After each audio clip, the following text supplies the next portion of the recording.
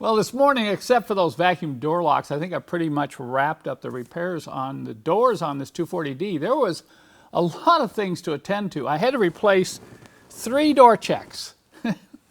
Some of these were the worst I have ever seen. Look at this. The balls were falling out. The springs were falling out. The doors weren't opening all the way. They were creaking and groaning. So it's really nice now to have these doors that just open and close smoothly like that, see, and stay open. So when you get out of the car, you know, the door doesn't fall into your leg. And of course, I had to attack the power window regulators as well. There were 2 regulators that had to be replaced. Of course, everything had to be relubricated. I installed new switches. A couple of the rear door switches were gone or messed up. So actually, I replaced all 4 switches, the 2 on the rear doors and the 2 here in the center console. I got brand new switches. And of course, I went up into the fuse box and made sure I replaced all those fuses. So now I have power windows at work. Look at that. You know, you don't realize how frustrating this is to have windows that don't work and that doors don't open and close smoothly until you're on a long cross-country trip and you can't get the windows down to cool yourself off. So I'm pretty happy with how all this came out. By the way, this right rear door window regulator, I didn't have a spare.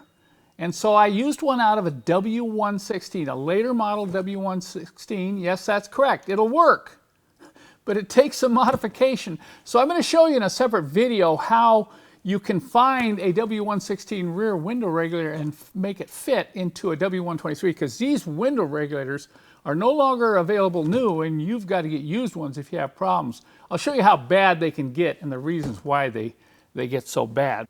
When you're inside your doors, you've got to take a look at these manually operated outside mirrors. You can't believe how many cars I see where you can hardly even adjust this, and so was the case with this 240D. The handle was missing, the chrome piece was missing, and I couldn't even adjust this. Literally could not even adjust it, but look at it now. I took these 3 screws out, removed the mirror, and completely lubricated. I have a video instruction on my website that goes into detail on this, but you need to lubricate these mirrors. Could you imagine how frustrating it would be out on the road on a long trip and you couldn't even adjust the mirrors? So this is the way they should work, folks. They should easily go in and out, and you should be able to twist that, and they should easily be able to adjust that way.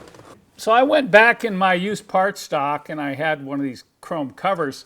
There's a little clip that goes on first. You have to put that little spring clip in that hole first. If the clip's missing, you can put a glob of silicone there and get it to hold in place. Don't use too much glue here because you may need to remove this in the future. So I'm just going to move this in here like this, slip it down in these 2 slots, and then I'll line up that pin for the spring clip, and then I'll snap it into place. Okay. Now we're going to put the handle on. We'll slide the handle on like that. Get this retaining clip in here. And then pop the retaining clip up into the, okay, look at that.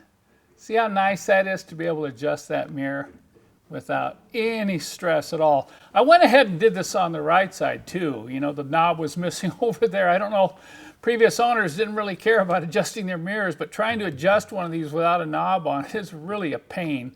So the mirrors are working beautifully. They have good glass, so these are ready for the trip.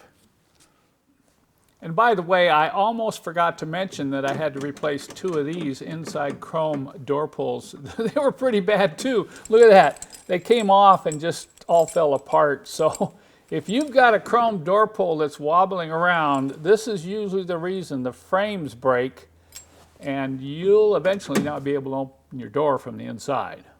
So now I've got all 4 doors opening and closing beautifully because I've also lubricated all the mechanisms.